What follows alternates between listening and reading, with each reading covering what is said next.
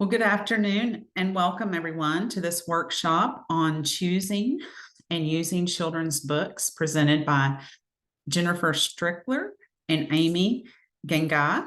I'm Kim Thomason and I am the Professional Development Circle lead for VAAEYC.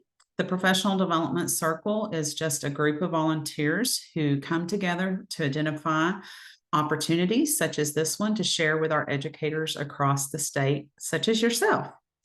While in the workshop today, we hope that you will keep your cameras off and your microphone on mute, just because we are sharing this workshop live on the Facebook page for VAAEYC.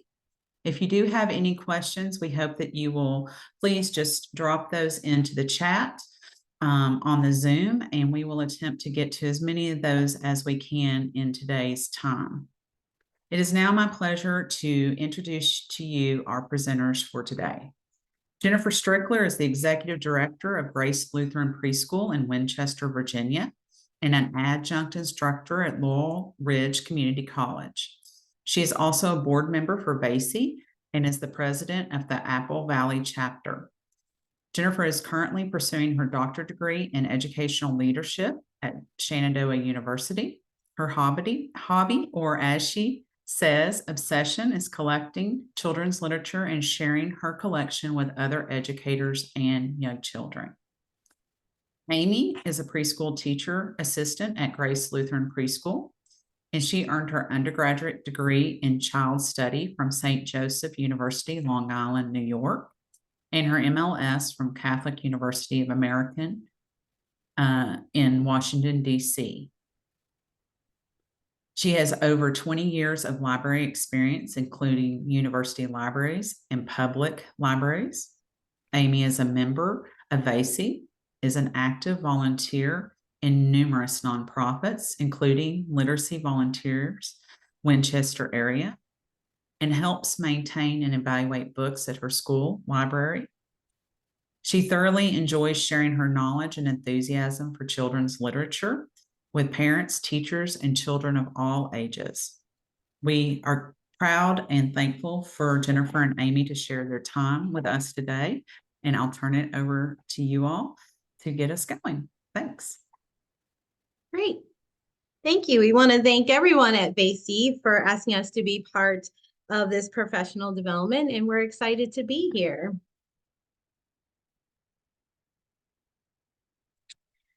So you kindly have already introduced us, so we are going to tell you about our presentation. It's a bit of a literature review on the research that is out there that influences our practice of choosing and using books within early childhood education. The practical knowledge we discuss supports the Virginia Early Learning and Development Standards, as well as NAEYC's position statement on developmentally appropriate practice. Choosing quality children's literature is important to our methods of best practices within early childhood settings, and we are pleased to share some of our practices with you. So let's start by warming up your knowledge of classic preschool titles. Okay, Amy and our audience, I want you to fill in the blanks. Are you ready? I'm ready. The Very Hungry Caterpillar. Brown Bear, Brown Bear. What do you see? Great. You're good at this, Amy. Yeah. The Kissing Hand. Good Night Moon. Chicka Chicka Boom, boom. If You Give a Mouse A cookie. It Looked Like Spilt milk. Excellent. I hope your brains are warmed up at this point and you have some recollection of some great classical children's literature that maybe some of you have grown up reading or read to your kiddos now. So why is it important to make quality book selections? Well, we want quality book selections to be made with intentional thought. We can't just grab a book and sit down for a cold read of good literature in front of children. It's important that a teacher reads the book first to themselves before reading to the children. The teacher's intentional thinking about the story, its characters, illustrations, and plot will provide a better and more rich literacy experience for the class.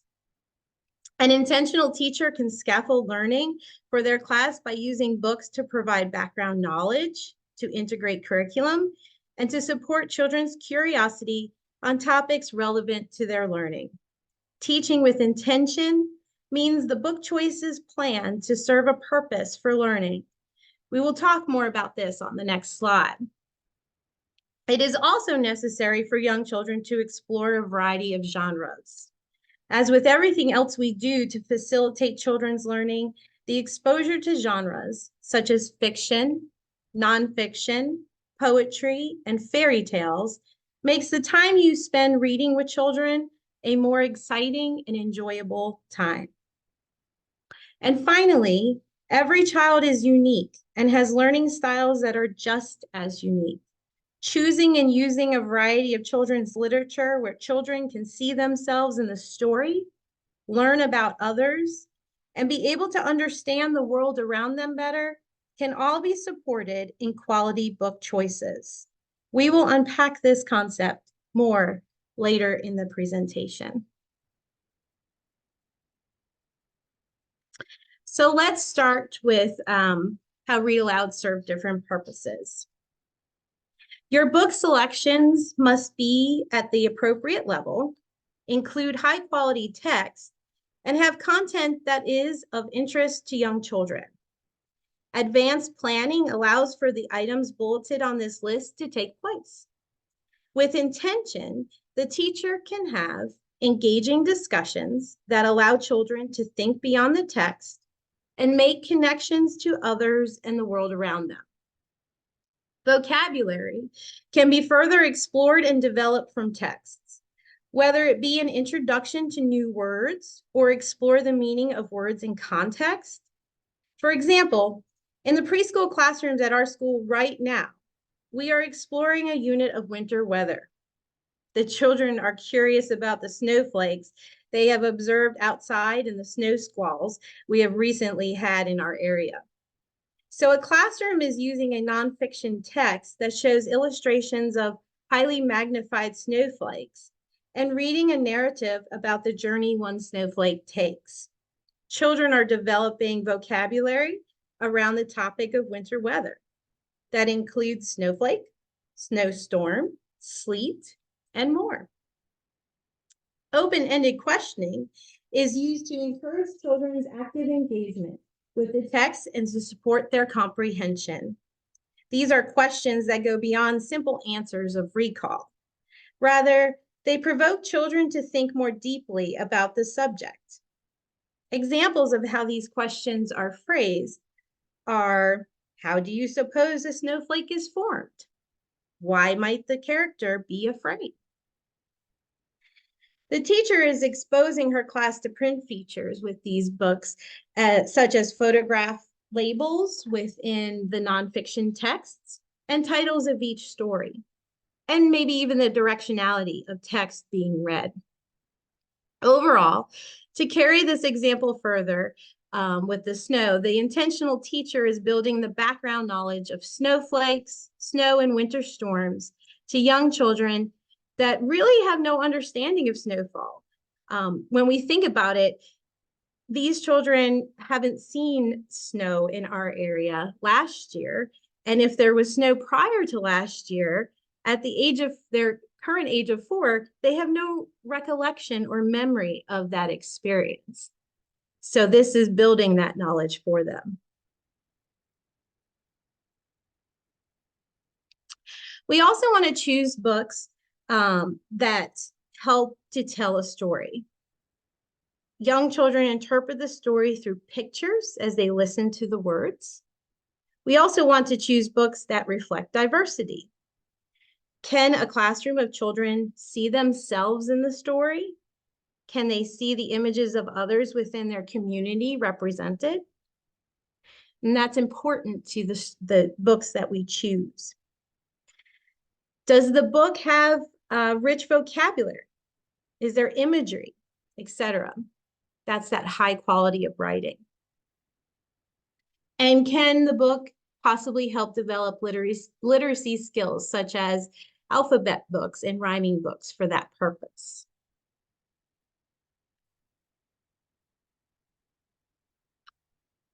Now we're going to talk about the variety of genres. All right, so this slide we have narrative texts, we have informational texts, and we have alphabet books. So narrative texts are really quite simply the telling of a story. It can be imaginary or it can be real. It's pretty broad in the book genres. Some examples of narrative texts include The Tale of Peter Rabbit, The Giving Tree, but also newer titles such as these, The Old Truck and Jabari Jumps. In The Old Truck, by brothers Jarrett and Jerome Humphrey, is the simple story of the life of a truck on a farm. It has imaginary and real aspects to the story. Limited color illustrations really keep the focus on the truck in this story. In Jabari Jumps, this is a wonderful story about one boy's courage, determination, and managing one's feelings. Jabari's father in this book is an excellent role model as he is very patient and helpful when Jabari has self-doubt. Informational texts are simply that, things that you can learn from. Animals in Camouflage is one of those. This is by Phyllis Limbacher Tildes.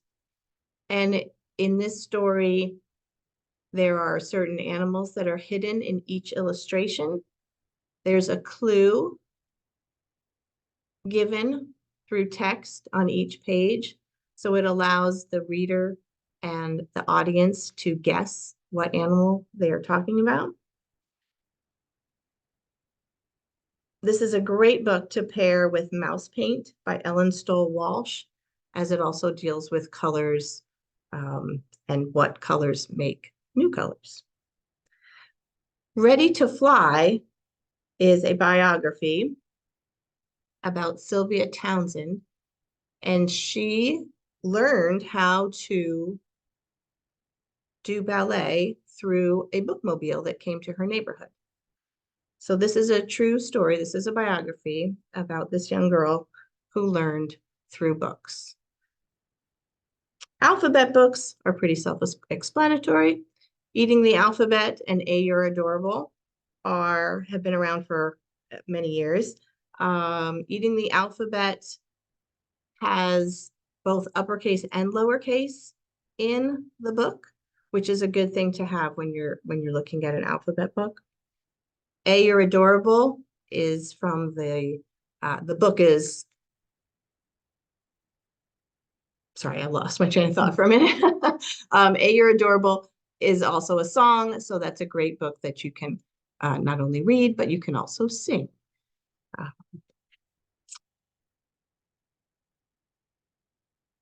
All right, this next slide has math concepts, nursery rhymes and poetry, and fairy tales and folk tales.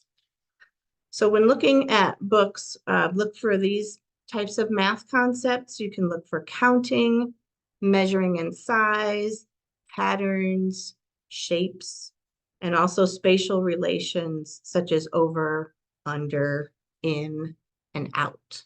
And these two are just some quick examples here. 5 Little Ducks, also song, a rhyme, 10 Black Dots. Very simple math concept book. The pictures are large, good for small hands to count all the dots in each illustration. Nursery rhymes and poetry. So many nursery rhymes were originally games or ballads or songs. Many rhyme, which is what makes them appealing to children, and it's also a fun way to introduce rhythm in language. I have Mother Goose on here. Mother Goose is probably most well-known in the United States, where other countries just know them as nursery rhymes, but they're basically the same. The next book on the other slide is, or the other side, I should say, Robert Frost's poem titled Stopping by Woods on a Snowy Evening. This book was illustrated by Susan Jeffers. And so it's taking a poetry book, but turning it into, a poem, excuse me, turning it into a picture book for young children. The illustrations in this book are breathtaking, with animals hidden among the trees. And it's such a beautiful way to bring poetry into the classroom. We just love this book. We can't say enough about this. Fairy tales and folk tales. These are traditional stories for children that usually involve either magic or imaginary creatures such as dragons, trolls, or fairies, just to name a few examples. Folk tales are based on oral tradition, tales that have been passed down and can be tall tales filled with exaggeration. The Three Billy Goats Gruff and Little Red Riding Hood are just two examples. We all know there are lots more.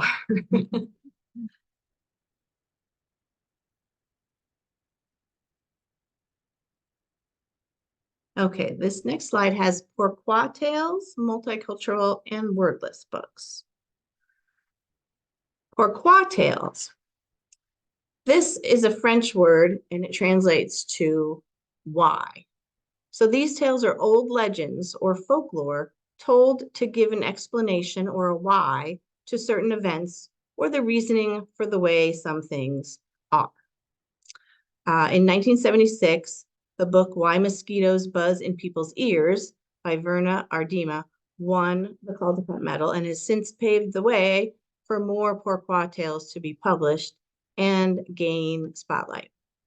In Rabbit Snow Dance, which is featured here, by James and Joseph Bruchac, Rabbit has a long tail in the beginning of the story, but by the end, Rabbit is left with only a short tail, which explains why today Rabbit has a short tail. So there's the why in that story. In How Chipmunk Got His Stripes, Bear brags to all the animals that he can stop the sun from rising. Brown Squirrel teases Bear and learns a lesson that he will remember from that day forward. So Chipmunk used to be Brown Squirrel, but you'll have to read the story to find out why how he got his stripes.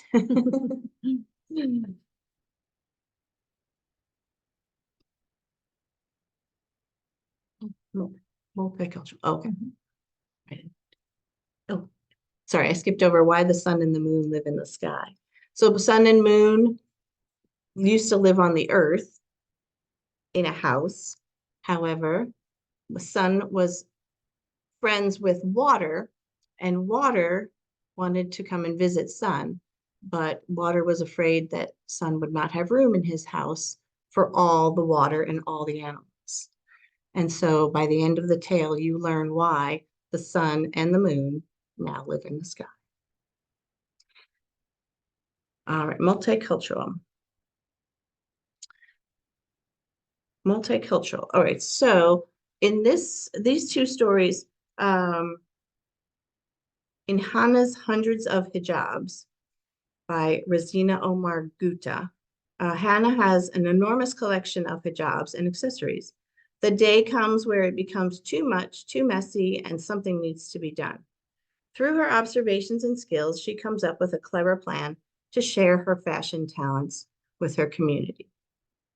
And while it is focused on her particular hijabs, it would be a great book to share and talk about if anyone collects any things at home, or if you have too many of something and it's becoming too messy, what can you do about it? And she works through that problem in this story. A Big Moon Cake for Little Star by Grace Lynn. Little Star and her mom bake a delicious moon cake, but Little Star can't resist the temptation of nibbling it night after night. This book is wonderful on so many levels. The interaction between Little Star and her mother, the written language, the illustrations. It's also one of the more current folkloric Pourquoi tales, which we did go over. Wordless books. These books, I feel, get looked over because I feel parents and sometimes teachers pick them up and they just don't know what to do with them. They see no words, they don't know how to share them, but they're so wonderful. Wolf in the Snow was written and illustrated by Matthew Cordell. It's a wordless book about a parallel story between a young child and a wolf pup who both get lost during a snowstorm. Is there a way they can help each other get back to their families? These are the things that can be talked about while reading Wolf in the Snow. There's very limited color palette in this book as well, which keeps the focus on the two main characters. In Flashlight, this is written and illustrated by Lizzie Boyd. It's a very cleverly illustrated book about a child who goes exploring in the dark of night using a flashlight. It's a wonderful book to share if you're learning about nighttime or nocturnal animals. And again, no words, but there are lots of places in the book that you can talk about and ask questions and make predictions.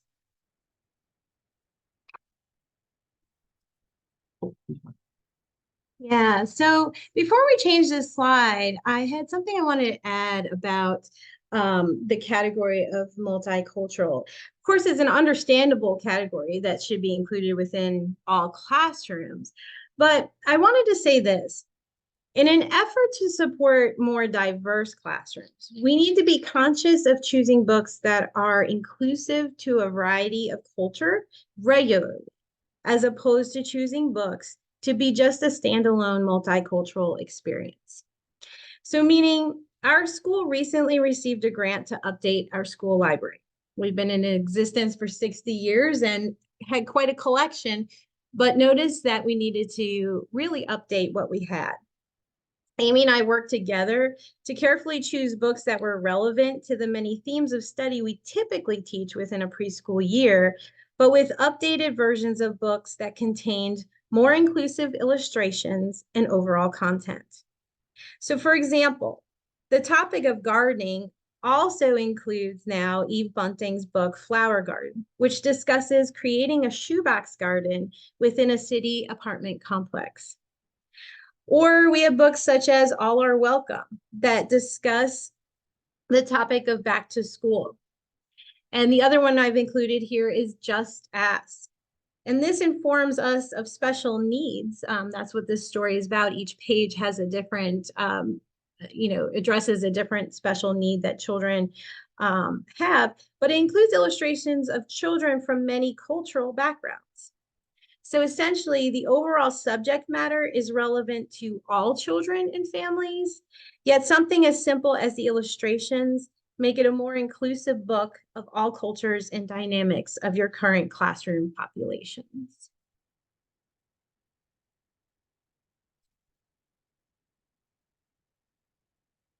All right, we're also going to include pop culture characters in this slide here. We've got Bluey, which I know is very popular at the moment. So these books are usually based on popular TV shows or movies. There's certainly a place for these books, especially if you have a reluctant reader or listener, but we just want to make aware that the writing and the illustrations of these books might not have the depth that other books will have. And we've touched on that a little bit, but we'll go out into more detail coming up too. So I have a fun fact to share. So that many folks don't pay attention to this. The first 4 books in the Pete the Cat series, there's also a Christmas one that I did not include on this slide, were actually written by Eric Litwin. And he was actually one of our keynote speakers at a VAAEYC conference not too long ago. These books are written with more intention and musicality, as is the style of Eric Litwin from being a former elementary school teacher.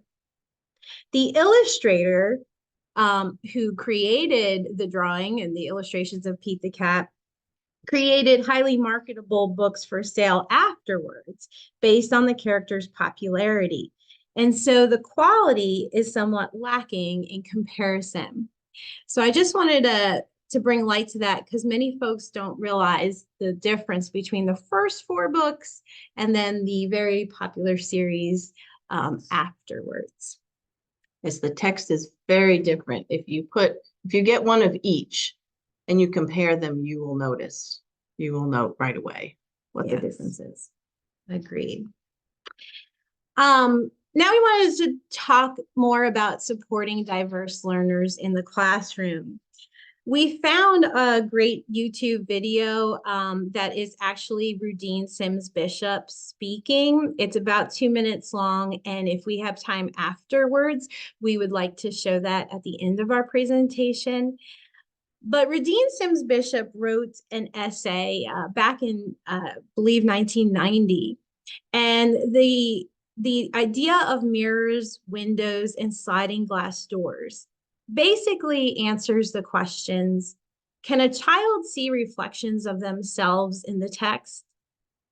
Can a child learn about others from the text? And can a child enter another world through the text? So as we think about, in the statement I just said about the multicultural books prior, we want to make sure that the books we're choosing are inclusive of these ideas and come in a variety within your classrooms to expose children to be able to see themselves, to see others, and to see the world through the books.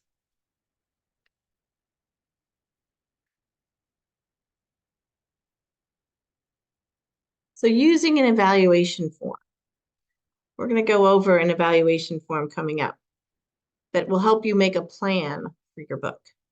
So the evaluation form is going to make your plan for the book real. After you find a book and you read the book, how do you see yourself using the book? Look at the vocabulary. Familiarize yourself with the text. Are there any words you're not familiar with? Do you know how to pronounce every word? Do you know the meaning of every word? These are things to look at before you actually read the story aloud to your audience. It gives you ownership of the book. It lets you see the flow of the book. Is it a book you can do a quick flip through to get the listeners to make predictions? What will be your hook to entice the listeners to want to hear the story? What extensions of the book can you do before, during, and or after you read the story? These are the things that we are going to go over on the evaluation form. And eventually, you do this a number of times, this will become part of your natural thought process when you are selecting books. You want to make your read aloud time more intentional by knowing the book 100% before you read it. And here's something we want to really stress. Read the book yourself before you read it to children. So important. So important. So important. I wanted to mention too, just briefly, that if you're familiar or if you're not familiar with Dolly Parton's Imagination Library, she has books that she sends out to children, and on the books, there's a flap on the front and the back, and it gives suggestions for things to do before, during, and after reading the story, which is a great thing to look at. If you can get your hands on any of her books, they'll have that extra information already there for you. Okay, so now on to the evaluation form. This evaluation form was developed with the help of Dr. Leslie LaCroix from George Mason University. We were working with pre-service teachers and developed the top portion of this form based on the 2015 Huffman, Teal, and Yokota article about book choice. The idea was to get teachers thinking about the 5 areas we believe make up a quality piece of children's literature. and that is that they are thematically rich, have round characters, rich language, complex illustrations, and engaging complex plots. Amy and I added to this by providing room to record extension activities for the book. We wanted to have a tool that intentional teachers could put within the book cover to remind themselves of the thoughts they put into this particular text and how they used it. Notice we put a space for the time needed for the read aloud. We believe this to be an important feature so that you can plan accordingly as to how you want to use that book within a school day. Here is where it is once again important to read the book to yourself before you read it to the children. This evaluation form is something we can share with you in the handouts for this webinar. I believe they will get dropped into the chat for you if you are interested.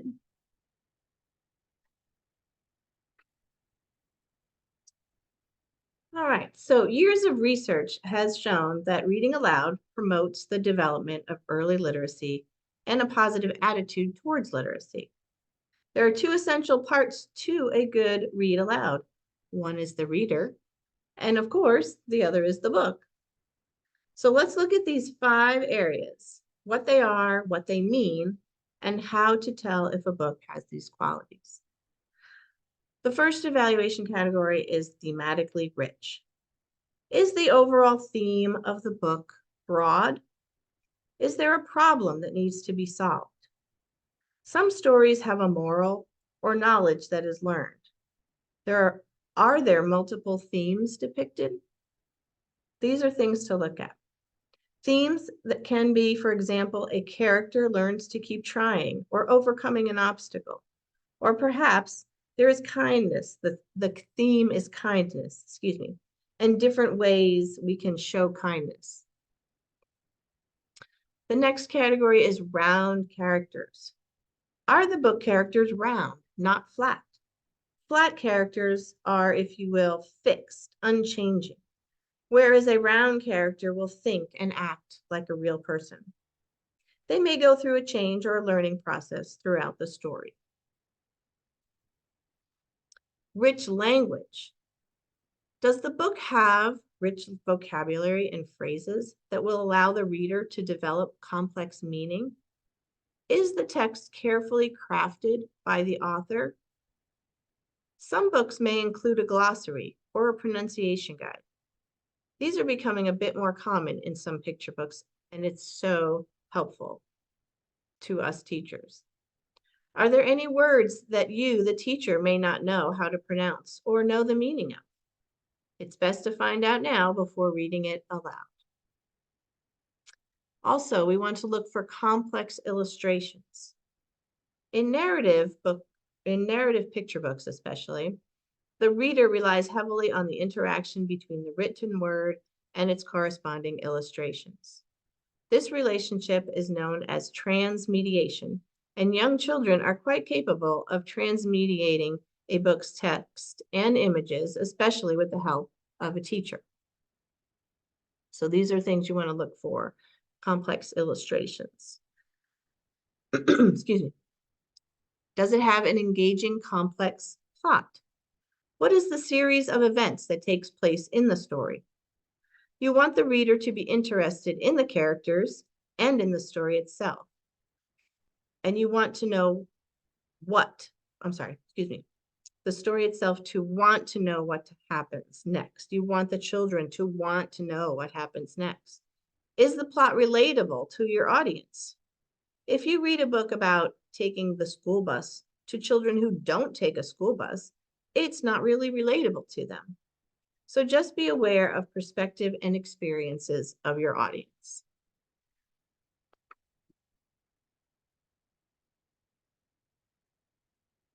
And here's, if nothing else, here's what we want you to leave this workshop with.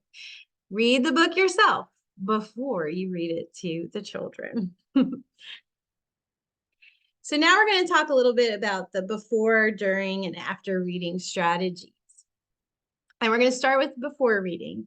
Something well, here we have a quick video of a time when I was reading the story, Not a Box, to a group of about 30 4-year-olds.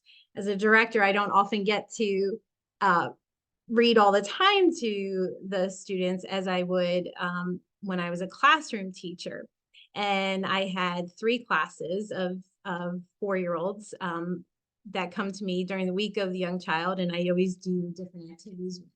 So I needed to really think about how I was going to warm up this story. If you're not familiar with the story, Not a Box is a story about a bunny using a cardboard box and his imagination.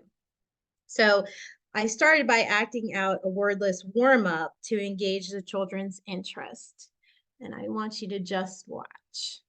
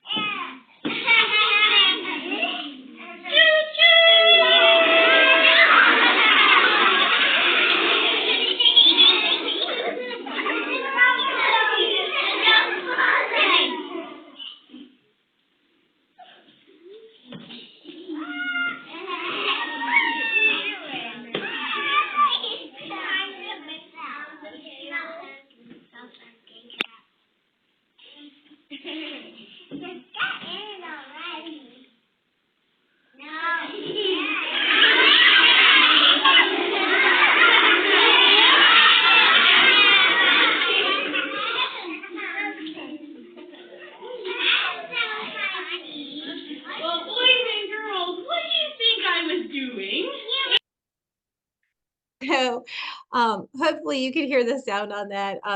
Really all it was the children laughing because I spoke no words until the very end. But you know, I had to keep their attention. I had to warm up the story, and having the cardboard boxes there and pretending to do different things with them was a great introduction, I felt, to keep the children engaged in the story that was to come.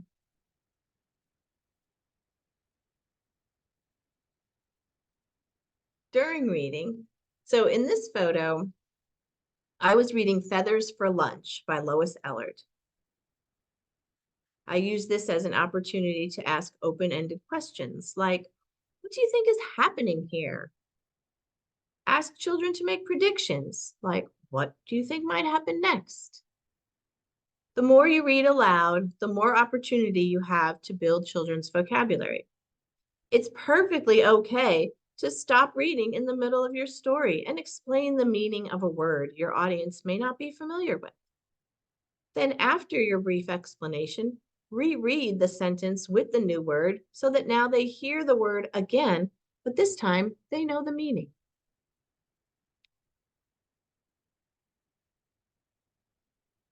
After reading. This is probably one of my favorite parts. What do we do after that relates to the book? In this slide, I read the book My Dad, My Hero by Ethan Long. My story time had a superhero theme, and children were encouraged to wear a costume. On the left, you see the photo backdrop I created just by using a blue bed sheet for the sky, black construction paper for the skyscraper buildings, and yellow Post-it notes of various sizes for the windows. That's it.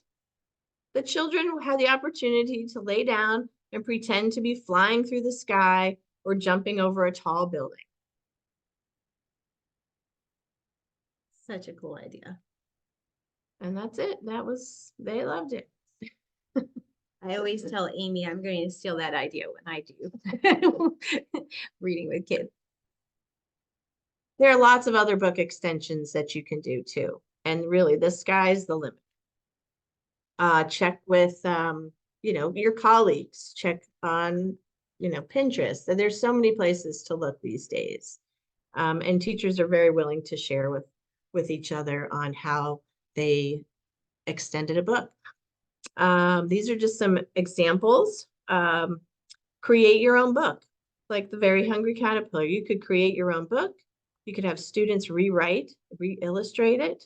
They could change the characters. They could change the setting. They could change the plot. They could also retell using puppets. The Lion and the Mouse is a great story to retell using puppets. You could also supply felt pieces for the children, and they could retell the story on a felt board.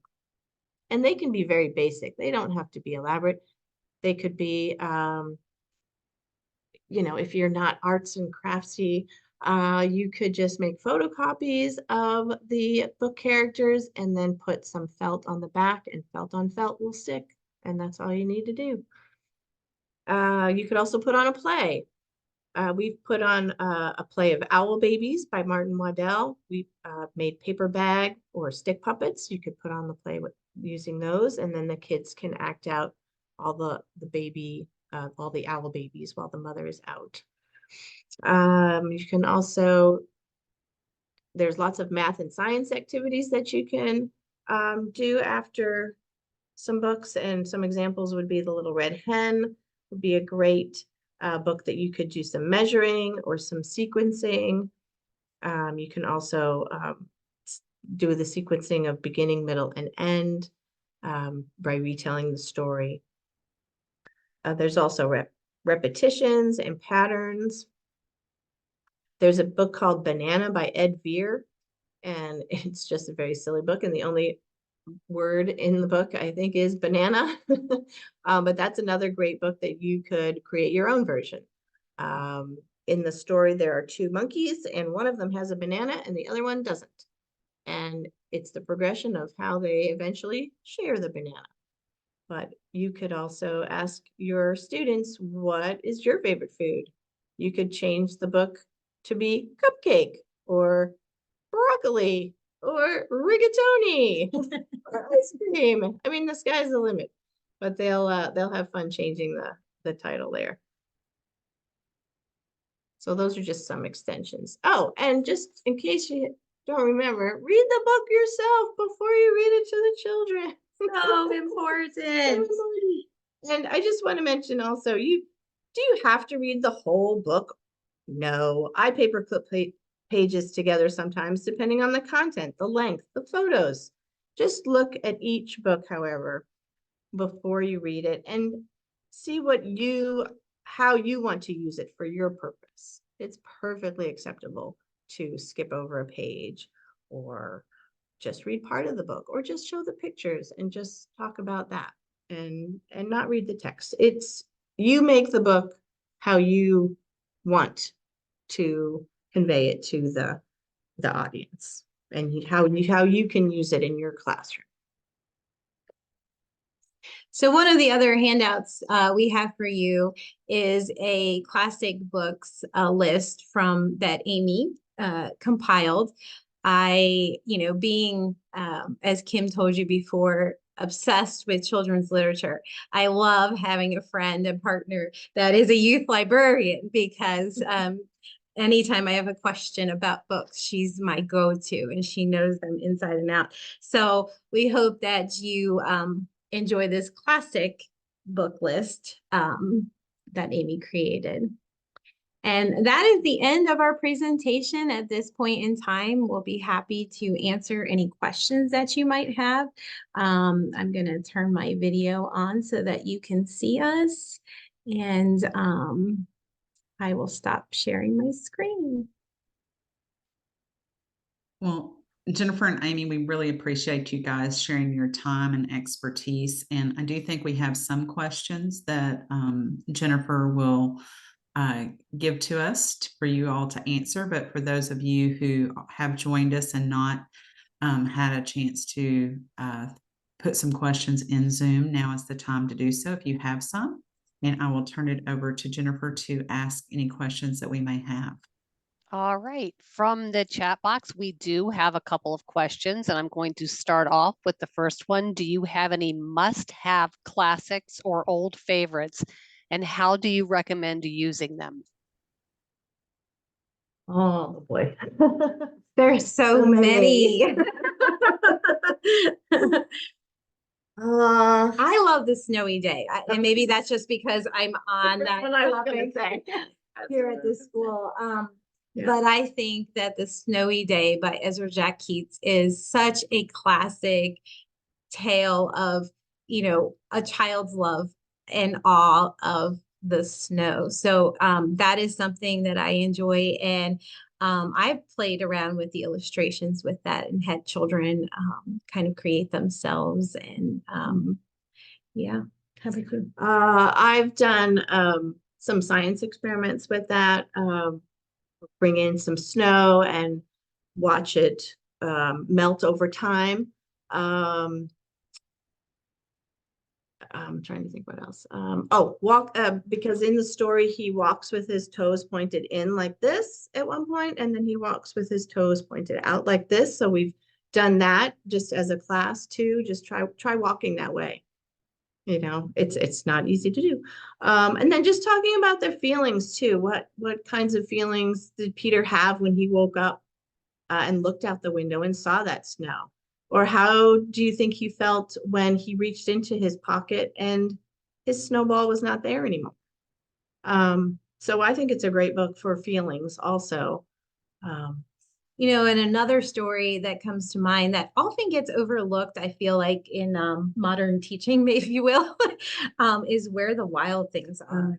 When I taught kindergarten, we had these puzzles, and the characters in the Wild Things, they have, features of, different features from different animals. And I just happened to find these puzzles where kids could put, the head of a horse and the body of a sheep and the legs of a pig together.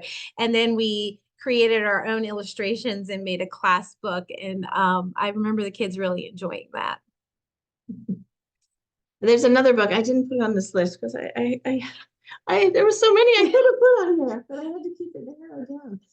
But there's a book called Pizza, and it's about a boy who cannot go out one day because it's raining. He wanted to go play with his friends, and so his mother and father see how sad he is because of that, and so they decide to make, his name is Pete, turn Pete into a pizza. So they go through all the process of, kneading the dough, and he's, and then they use checkers to put a pepperoni on him. And it's just a great imaginative book. And, when you're feeling down, and they kind of turn his frown upside down, because by the end of the book, the sun is shining and he can go out and play with his friends. So I really like that one too. I think the author is William Steig. I don't know off the top of my head. I think it is. But that's a newer one. Well, sort of newer one. There's so many we could. Yeah, I'm thinking you have another question though. Oh, yes, we'll move on to the next question. And this one, it might give you some pause to think. How has parent or family input about book choice been reflected in your book use and recommendations? Yeah.